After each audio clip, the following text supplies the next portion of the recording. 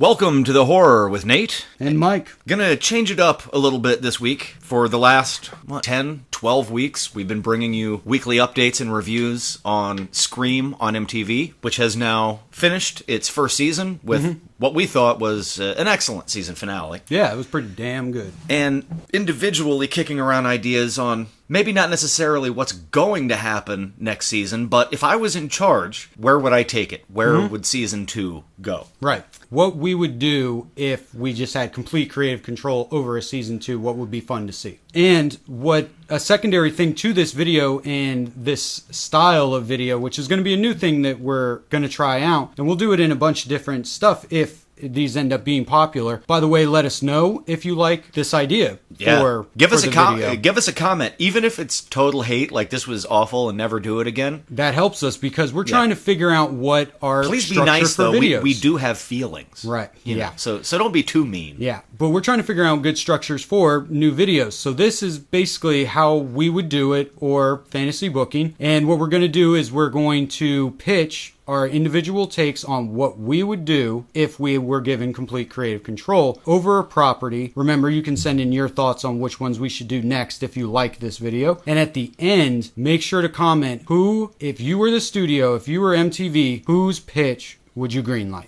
I guess I'll kick things off. Absolutely, go ahead. One thing that was important to me was not trying to fundamentally change the show. The show is what it is, and although I have some problems with the teen drama stuff, this is a teen drama show with a horror edge. So it was important to me to try and be faithful to what they'd put forward so far, but maybe moving it a little more into the realm of horror. Yeah. And actually, I got this idea from an offhand comment that you made a few weeks ago when we were speculating on who the killer was. Right. And you had mentioned Audrey's father. Go back and listen to that review if you haven't heard it already. Oh yeah, more stuff on Audrey's father will be coming up on conspiracy videos or whatever that ends up being called. But you had mentioned how he had a lot of connections to a lot of other characters in this town. Now, I had just completely dismissed him because he's not a character. He was in one episode. I think he's mentioned, but like we only saw him that one time when he came visit Audrey in the police station. Right. So I had said at the time, it's a cheat if he's involved in season 1 because he's not a character, but it's not a cheat if he's involved in season 2. They just have to turn him into a character. Yeah, exactly. Now, the premise for my season 2 is something that is very, very soap opera. Most dramas, and definitely soap operas, have a strong family element because friends come and go, family is forever. Right. So Piper, revealed as the killer, is Emma's half-sister. Yes. And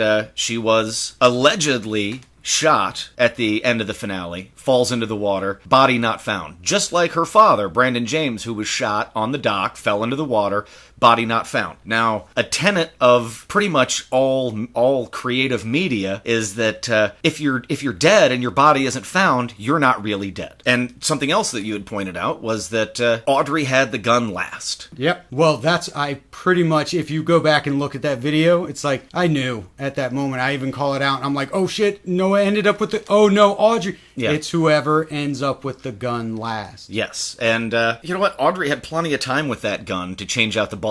So they were blanks, or they were this, or they were that. So, season 2, we're going to delve more into the family element. And Audrey's dad is Brandon James. Sure. And he's got a lot of connections. We're going to dig... That's the end reveal? No, not necessarily the end reveal. I'm dealing more with broad strokes here. Sure. Daisy and Brandon James had Piper. Right. And then, what did you say? About 3 years later, maybe 4 years later, Daisy had her daughter. Yes. So, similar timeline, 3 or 4 years later, Brandon James has another child of his own with a new wife. And sure. This would be Audrey. She's a contemporary to Emma. They're the same age. Right. And although I guess not technically half sisters, there is some sort of familial bond there. I guess one of the big things that we're going to get into that I actually haven't seen on a show before, we'll have a killer family. Audrey and Piper and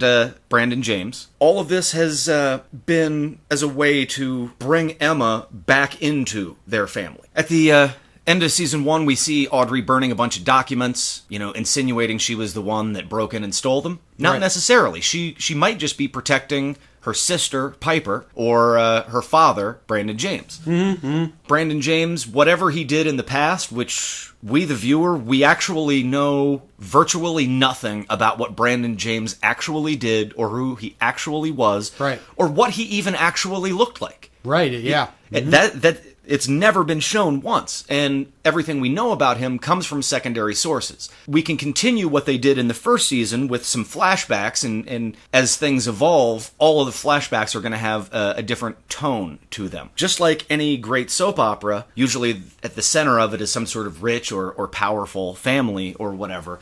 This case, it's going to be basically a family of killers. Audrey has been raised by Brandon James. She's been a part of this, all along, working, and this would mean that there were 3 killers, or there were 3 people involved in the first season. There was Audrey, Piper, and Brandon James. Right. We couldn't get to a Brandon James reveal at any point in season 1 because there just wasn't enough information. This is something they would have to specifically build towards, and maybe not even, I think it would not be wise to save that till the very end, unless you're just playing for time where you want to build this up to 5 or 6. I think they should, build to it slowly, and then maybe halfway through the season sort of get to this, because that would just change the dynamic of everything. Now, Brandon James with his / Audrey's father, who he's a reverend, right? Yeah, that was mentioned somewhere before the show came out that he was Pastor Jensen, but he's not credited as that anymore. So right. Anyway. And then there was something else mentioned where his wife has cancer or something. Right. That could have been the impetus that sort of got all of this started was,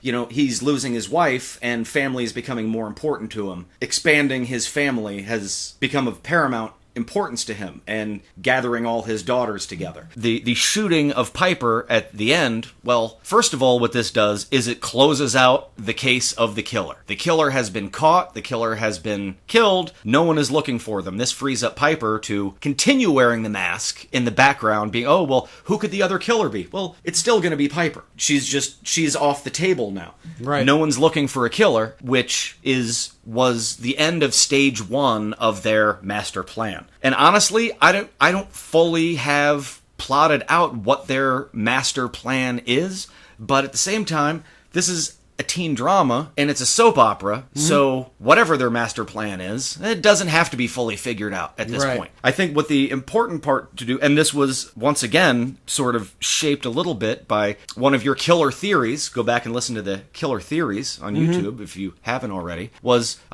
what if all the killers were women? Well, I just took it a step further, what if the killers they're the sisterhood, working under the mentorship of their deranged serial killer father, Brandon James. So this gives us a good soap opera-y base and a good character dynamic for all these principal females. I guess the only real problem with this is it's going to be hard to make any male seem substantial, other than Noah, who's going to be the one guy that could maybe figure out this fucked up family tree and get it all sorted out. This would also, when they found Audrey's DNA in the Brandon James mask, that would explain that, well, she's going to share DNA with Piper and with her father, Brandon James. So if any one of them wore the mask, it could come back on her. So that would be, like I said, just broad strokes, but I think that would I think that could open up some interesting possibilities, keep it a teen drama, and allow it to get way darker. This wouldn't be like the Firefly family, like that sort of deranged family of serial killers. But you could play into that a little bit. What was it like for these girls growing up? What is their relationship like? Who's the dominant sister? Now, of course, if Piper's really dead, this is all shot to hell. But man, the way that episode ended, I just really feel that there's no way that Piper can be dead. Another thing that I feel would be very important for the second season is, of course, with all the people that died in the first season, you've got to infuse some new blood. That's going to be hugely important. Right. And I really hope that they use this opportunity and the notoriety they have from season 1 to get some better actors. They had some bad actors, and all they would need is 1 or 2 veteran character actors to really shore the whole thing up. Right. And you could, you're going to have probably a new sheriff or a new cop or some sort of new figurehead. But you could also have one or two really great character actors as part of this evil family. We've never seen Audrey's mom. We know she's laid up with cancer. Doesn't mean you can't get like a really kick-ass character actress to slide into that role, right? And would really bolster the whole thing. Yeah, are there holes in this? Yeah, it's more of a general idea than like plotting out the whole season, which, if I took a few days, I could certainly do. But in summation, I feel like going this route would keep it true to where it has come from and also allow it to go into a new and, dare I say, more interesting direction. If anybody out there disagrees, I would love to hear. Or if you have a way to improve on my idea, either comment on this video, find us on Twitter or Facebook at Frightflix. We're always interested to hear your ideas in feedback to my idea, or give us your own. Where would you send season 2? Okay, so now Mike's pitch for Scream Season 2. Again, this is not what I think will happen. This is what, if they just gave it to me and be like, knock it out of the park, kid. What do you got? Yeah, do whatever you want. Just call it Scream. I would continue the storylines of everybody from Season 1. Sure, you would have to not do that would be a cheat. And one of the bigger things is they have established themselves now with a lot of characters, a lot of character interactions, a lot of character setups, mysteries, that a lot of the teen drama, which I would keep, but I guess you could call it teen drama, I would actually do something. There's an element that I would add to parody that, which the season would be episode by episode, almost moment to moment, much more effectively a thriller. They did the mystery really well. It would be a mystery until at least episode 9. Probably, again, it would be 2 killers, so you would get a killer in the end of 8 and then 1 in 10. That's the one thing I would change about how they revealed, but it would still be a mystery that drives it all. It definitely, the show needs an improvement in the pacing department. Yeah, which is, I would add a few more elements to it on top of everything else, but it would become much more of a dark comedy like Scream. That would be done through adding more meta elements like Scream is known for, right? Which would be fascinating because not only is there a wealth of stuff from Scream, from slashers, from TV, but you can now take all what people have said about this last episode. Did it work? Did it not work? Blah, blah, blah, blah. Plus we can criticize lovingly. But still, if you call something out, I think people tend to give you more credit. Be like, well, at least you admitted season 1 had this problem and that. So, like, Agreed. Literally the killer would say stuff on the phone like, well, somebody's got to die this episode. You know what I mean? It's like, we got to keep the pace of this horror show up. The first season would just offer itself endless criticisms that could be carried over and loving things. One of the big things that I would do, because it's hinted at in the beginning of episode 7, Emma and Kieran are talking outside the school and kissing and shit. She says, just like Sydney in the first one, I just hope our lives don't become a reality TV show, which MTV is whatever for that. Now, It might not be MTV, that might be too far, but some station comes and starts to do the Kids of Woodsboro thing, along with, it would be a very striking beginning because it would start out with the whole Daisy shot from the first one, but then that would be on somebody's laptop, and the show has basically started to air, or at least it's the teaser for coming this year, the Brandon James Survivors, what's it like to grow up in this town. Now, they really couldn't get any of the original victims that we know, so there would be teen drama satire going on with younger, like a year younger people, and other people in their class, like, and more specifically, Brooke would be the one who's like, oh yeah, I'll be in this show. Yeah, she would. So that's her thing. But only if she gets a producer credit. Oh yeah, she gets EP credit and all this kind of stuff. Then the show that they're shooting with the younger kids who act like they were a part of this horrible thing that happened would literally like mirror and make fun of scenes that were in the first season that was just too, like, it would cut to this whatever on music, YouTube, or whatever it ends up, the MTV equivalent, and it would be like, I can't believe you made a bet with Brooke about the it's like coming this fall, and one dude punches another, and it's like, I'm not gonna get my scholarship, blah blah blah.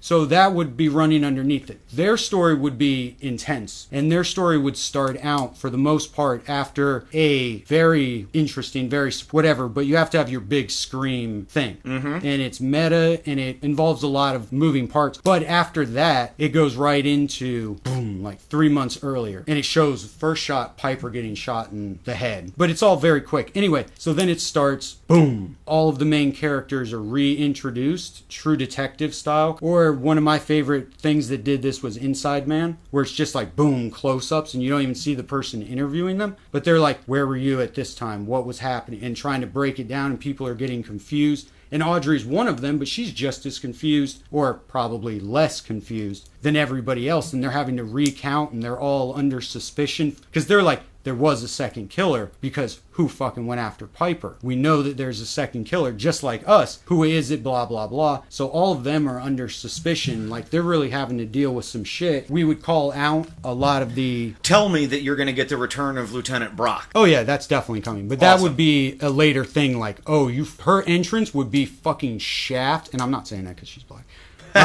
But it would be Shaft in like episode 3 or 4. Now you thought you were fucked because the FBI was here. Now you got Brock, and she's pissed that Hudson's dead. She's pissed because she knows she let Audrey go. She's back, and she is fucking on a vendetta. You know, she's not going rogue or anything like that. That's what makes her character interesting, is she still follows all appropriate laws, which will She's work. a real police. Yeah, exactly. Because if she was just rogue out there, it's like, one, that's boring, and two, it's like, she at least needs some obstacles because she's too smart. She needs to be able to be like, Audrey can keep fucking her up, or whoever wants to can keep, oh, well, you can't actually touch me right now. But yeah, Lorraine Brock coming back. She's going to be badass. A lot of the season would be calling, is Audrey actually, how much was her involvement? Which would get revealed later on type stuff. But it would be Audrey's involvement in one storytelling element that I would pitch, but I could see it not working, somehow pissing people off to backtread, even though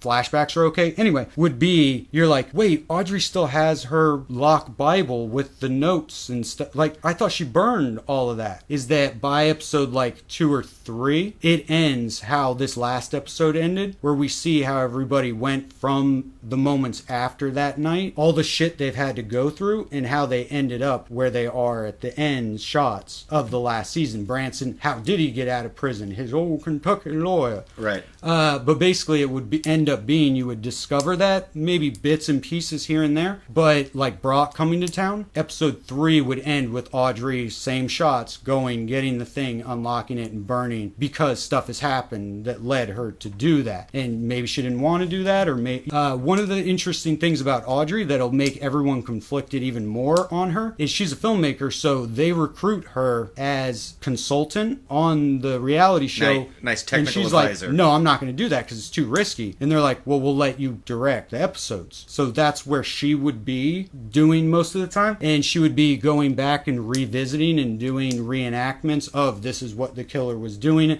And so you'd be like, does she know? How does she know all this? Or that's not actually correct. Hold on. Like somebody, or all of our fans would be like, wait a second. No, Audrey would have known that it happened this way. And then it could be that she purposefully does that. Right, you know, she's intentionally who knows? Changing the facts. Or... But we would go back in and have problems with the community are all angered by these people here, but they're Brandon James fans coming into town that have shirts that say nice try with the logo, and people are getting tattoos, and it's really big online and all. So this place has become a mecca for people who want to like protest shit and other stuff, and that's just secondary stuff. And red herrings can be leaders of people in each group type stuff. A lot of Brandon James masks. Brandon James masks become... This is an element I had for the script I wrote for Scream 5. Brandon James masks become illegal, and you can only like basically make them yourself. It becomes this very underground thing where people can still get them. I don't know. It's a very coveted item. Yeah. And it's very tabooed and very...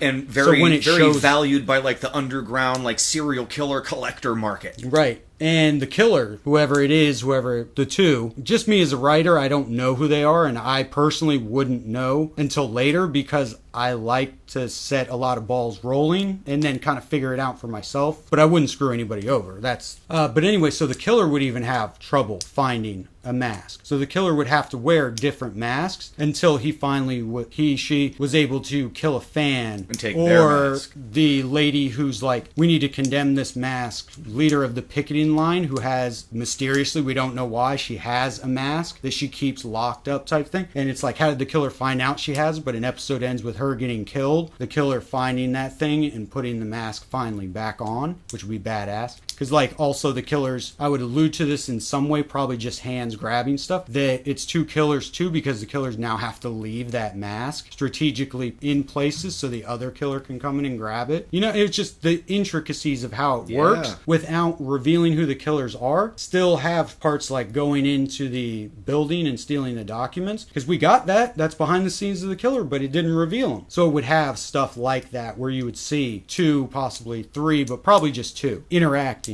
with each other one way or the other here and there. I would have Brandon James stuff, but it was, first season was very Maggie and Emma, and most of their stuff got resolved. Yeah. So the Brandon James stuff would be mentioned, but it would be put off to come back, especially if, like, let's just say people didn't like season 2. Be like, well, season 3 is going to pick back up the Brandon James. We're really going to focus on the Brandon James stuff. I mean, it'll be there. Like I said, you'll get payoff. Sure, and it could even be that the prominence of the show and all the hoopla has brought Brandon James back out of hiding or whatever. Right. You know? And yeah, exactly. That keeps the element going, the legend of it all going. One thing that I'm thinking, I do think that Audrey's guilty, but the fun thing is figuring out how guilty. Right. Like, oh my God, like, we know she was involved, but is she so fucking crazy that she's literally fooling us, you know? Whether she ends up being technically a killer or technically revealed at the end of this episode, we would discover the depths of just how disturbingly good of a manipulator she is, and that at least the notes that she got from Piper have to do with a theory I have about Audrey, that she snuck into that place to steal the 2 documents that said Maggie may have been helping Brandon James and that Brandon James might be alive, because she stole those because if Piper found out that Brandon James might be alive, that takes away her motivation for killing, because to avenge her father. And if she finds out that Maggie was really nice to him and possibly was helping, she would just go ask Maggie, were you fucking helping? Right. Instead of revenge. So she stole all that stuff to keep Piper's motivation for killing, and she was sending her letters poking her and prodding her and being like, so Audrey finds people, and that could be the overall thing for season 3 or 2. She's the mastermind? Yeah, but she doesn't ever, because she thinks killing's wrong or something, you know what I mean? Twisted ass mind. But like, she gets people to kill. So she does research into who would want to kill who for what reason, and for the most part, only one killer per season she's manipulating. I tell you what I really like about that idea is the one thing that season 1 lacked altogether was that meta aspect. And what the meta aspect needs to come back. And that's what sets Scream apart from other slasher movies. Yeah. They're not comedies, but they're very clever and at times very funny. Yeah. And the way they blur that line between watching a movie and being in a movie, that brings that back full force. Oh, it needs to come back. I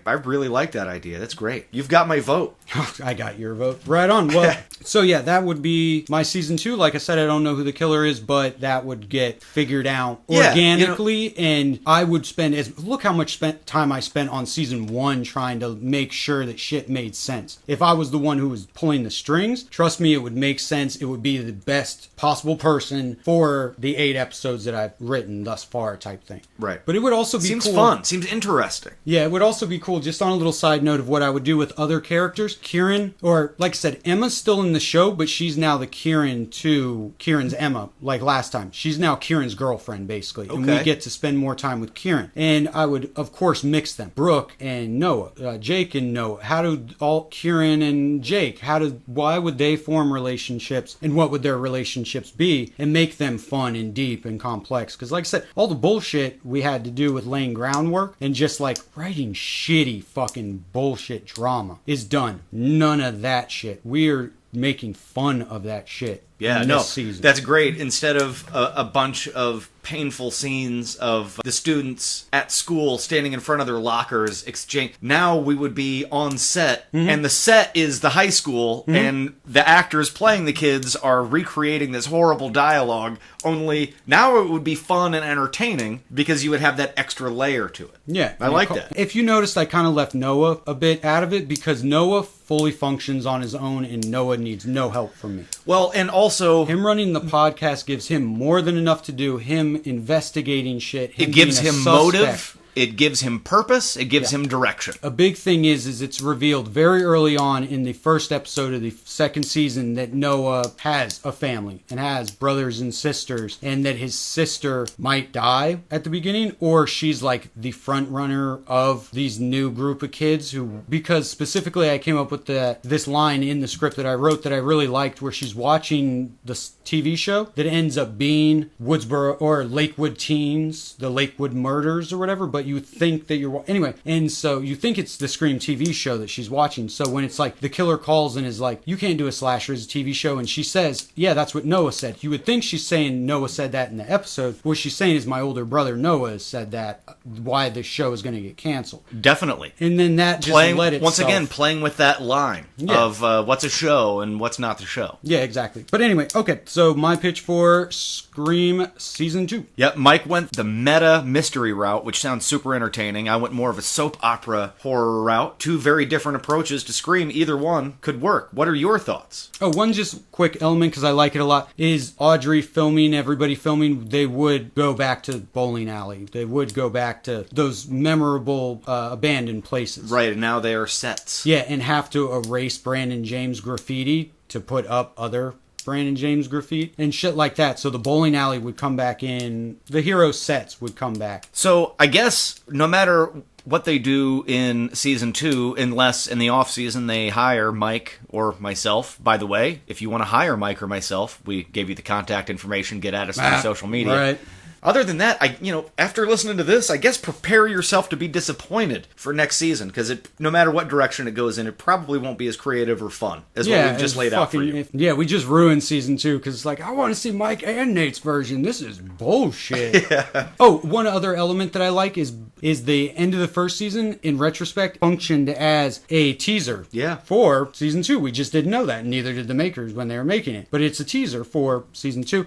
And being that it picks up right afterwards, a big reason for me wanting to do that too was now we get to go through all the seasons. We get to see everybody on Christmas and Christmas, Halloween slasher. Like, that sounds good. Brandon James fucking running around like with Halloween or Christmas iconography and New Year's parties. Bunch of cool iconography. A slasher at Christmas. Would Audrey or whoever it is take a break from all the killing and manipulating and this, that, the other to spend Christmas with her family?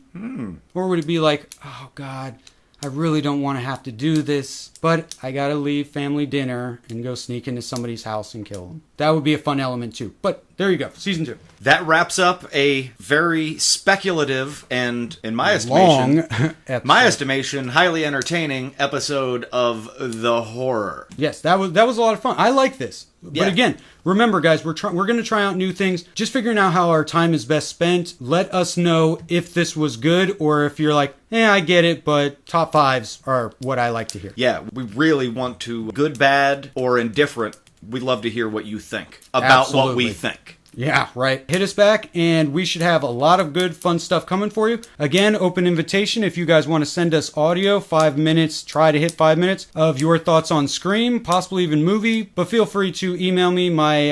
Our contact information will be on this video. So, I believe that wraps us up. In the near future, we're going to leave the speculation behind and tell you realistically, based on what we know and the up-to-the-minute news, what you can actually expect from season 2. All right. Well, we'll see you next time here on The Horror. Later on, guys.